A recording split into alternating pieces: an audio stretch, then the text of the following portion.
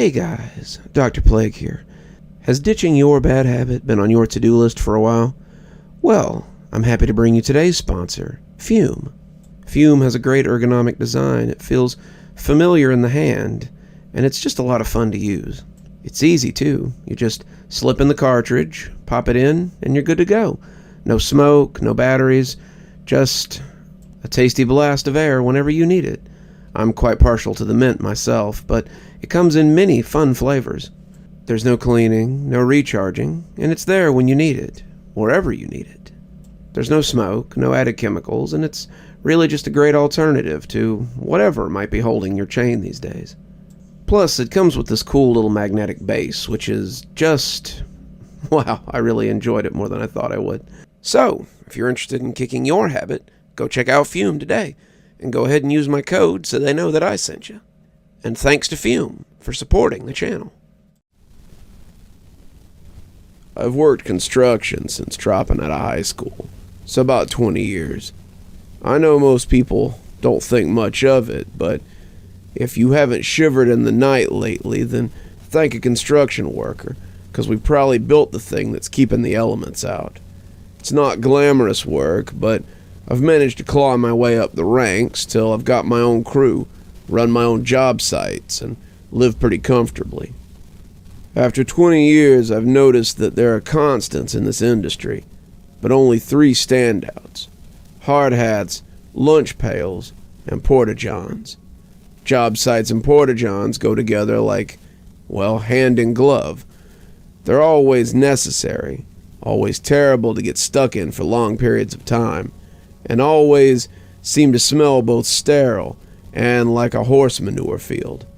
In 20 years, I've been inside more porta-johns than I have women, and unfortunately, I think some of them were cleaner. This particular time was a little different. A lot different. And it's something that sticks with me to this day. It's been weeks, months even, and I still wake up sometimes in a cold sweat as I see that thing and hear it grind its teeth together. I'm getting ahead of myself. Let me start from the beginning. We were working on these new apartments, one of those big old buildings with about 8 units per floor and about 15 floors that are wedged between one another. One that's mostly the same thing. I was sipping my 5th cup of coffee when I heard the ominous rumble from my guts and knew what was coming. I'd had 2 breakfast burritos from Dolly's. She's an angel, but she goes heavy on the pepper. A whole pot of coffee, a hash brown as big as a pretzel, and now it was all coming to a head. The guy showing me the blueprints for the building looked at me with real worry and asked if I needed to take a minute. I told him I was fine, but he got about halfway through telling me about a problem with the wiring when it happened again. I gritted my teeth. That one might as well have been a starting pistol, and I told him I'd be right back. I made it to the lift just before the doors closed, and the guy who was taking it down looked worried as my stomach growled like a V8 with a bad carburetor. "Too many Dolly's spicy chorizos, boss?" he said, and I nodded as the sweat started to stand out. "It's fighting with the pot of coffee and the hash brown in there, and it's anybody's bet who's gonna win. Remind me not to follow you into the John," he said with a laugh as the lift came to the ground floor. I was out and looking for one of the blue boxes that marked our porta potties. There were about 5 of them on the site, and wasn't long before I found one over by the office. I was waddling now, trying not to lose it right here in the yard, and the guys were laughing as I came ponderously towards my oasis in the desert. I closed the door, pushed the black locking bar into place, and had my pants down and my ass over the hole before I could embarrass myself any further. I checked for paper and was glad to find some, not always a given, and as the pressure began to relieve itself in the worst possible way, I closed my eyes and sighed happily. I'll save you the messy details, but needless to say, I was glad when it was finally over. I took out my phone, giving it some time to see if there was any more business to conduct. And that's when I became aware of the strange sound. First, I thought I might not be done, but I realized pretty quick that the slight splashing noise wasn't me. It was like something was making ripples in the water, splashing up a little as it stirred below, and I wondered if maybe I had dropped off a big enough payload to still be stirring in the tank. When it splashed again, this went high enough to wet my nethers with cold, dirty water. I stood up quickly. That had definitely been something alive splashing around in there, and I must have looked pretty silly just standing there, pants around ankles, as I stared into the hole. I fumbled at my phone, trying not to drop it in as well, and bent low so I could see into the fallow pit. It was hard to tell at first. The murky blue water looked like a subterranean lake more than anything, and the lighting inside wasn't helping matters in the least bit. I wondered if a snake had gotten in, maybe something bigger, and that was when I noticed something round coming out of the water. As it rose, I recognized it for what it was, the top of a very bald head. The tips of ears were sticking up from the surface of the muck, and as it rose I could see the beginnings of eyes as well. They were open, staring, utterly devoid of anything human. I stumbled back, nearly falling down as my feet tangled in my pants, and bumped hard against the door as the whole edifice shook on its base. What the hell was that, I wondered. Had some homeless guy gotten into our shitter? Had some freak gotten down there with nasty stuff on his mind? I didn't know, but what I did know was that I was locked in here with him. I reached for the lock, the light from my phone held forward so I could see, and when I heard a splash, I turned back in a hurry.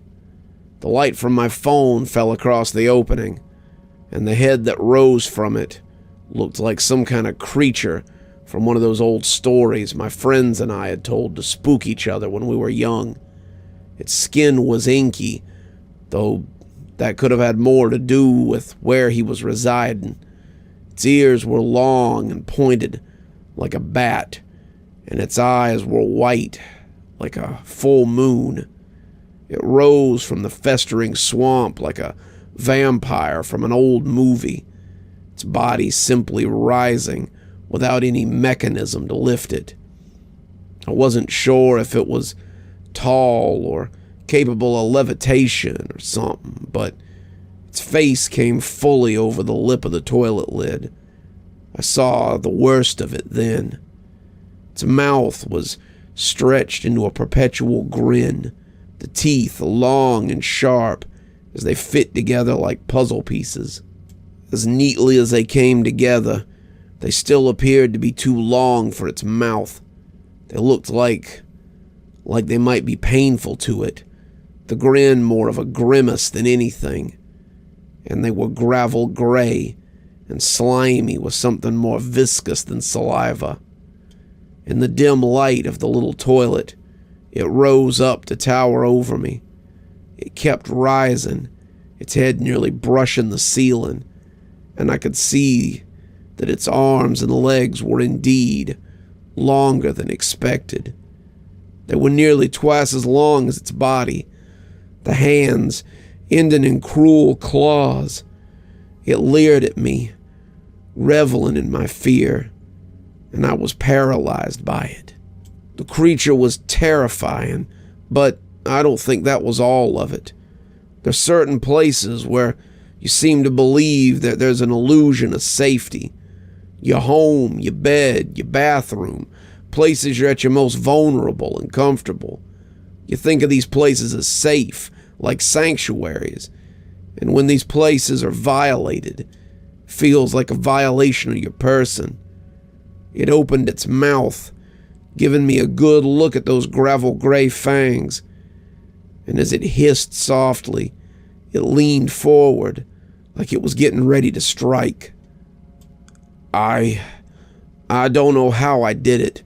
I shouldn't have been able to move at all, but my hand seemed to come up all on its own and flick the plastic bar back that was holding the door closed. I went from cowering on the floor of a filthy porta-potty to scrambling across the yard of the job site, the light flooding in as it sent the creature shrinking back into that dark hole. I had crab-walked about 20 feet when I realized that I hadn't had time to pull my pants up, and I was scrambling half-naked across a job site with hundreds of people on it. I didn't think all of them were watching me, but that was way more eyes than I wanted there to be. I jerked my pants up, started yelling about some kind of animal being in the porta-potty.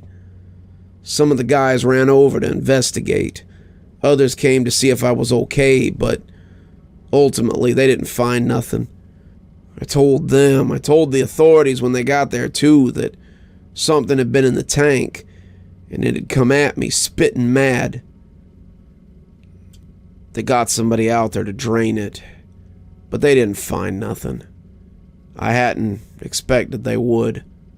Whatever it was, it had gone back to hiding in the muck. I had the unit closed down and told the vendor that he could come and get it. He offered to bring me a new one, but that didn't help.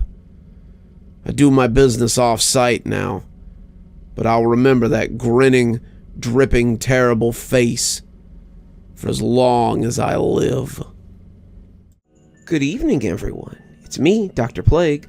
I'm glad you made it to the end of the story. Thanks for stopping by. If you think you might like a little more spooky in your life, well, there should be some links popping up at the end of this to other great stories, maybe even some great playlists that you can discover. We update 7 nights a week, so there's always something new and something spooky waiting for you on the channel. If you like your spooky a little more tactile, there should be some links to Amazon down in my description, so go have a look over there. It should get you to all my latest books. Speaking of books, I've got my first horror novel, Towsy Homestead, available for purchase on Amazon. It's my first horror novel, so I'd really appreciate it if you'd go give it a look and maybe give it a buy too. If you'd like to support the channel, we have a subscription program here on YouTube, but we've also got a Patreon with lots of tiers and lots of different rewards. For example, our Spooky Skeleton contributors get their spooky 12 hours early. That's right, they get their videos at 8:30 a.m. as opposed to 8:30 p.m. Ghostly Reader tier contributors, that's a tier that's only available on Patreon, I'm afraid, get a book anytime I write one, signed and on their doorstep, hopefully in a timely manner. So, however you support the channel, whether it's monetarily or by enjoying our great videos here, thank you so much. Speaking of patrons, before we go, let's go ahead and thank them. Thanks to Sara, Unicorn Hollow, JustAmy, and Cinnamon Fox for being our spooky ghost contributors. Thanks to Shannon McGhee, Janet, Lee Kendall, Ronda J, Sue Casper, Valinar, CleoHarperReturns, Sara, and Queen Sheebah for being our spooky skeleton contributors. And thanks to Oh Snap, Winter, Xaronan, Stephanie Carrington, Tyler Parker, Grim Reaper, TomBoiTopUwU, Queen Sheebah, MissNewBooty, and Alex Connor for being our Ghostly Reader tier contributors. Thanks everyone, we just couldn't do the show without you. And as always, thanks for stopping by. Dr. Plague, signing off. Have a wonderful evening.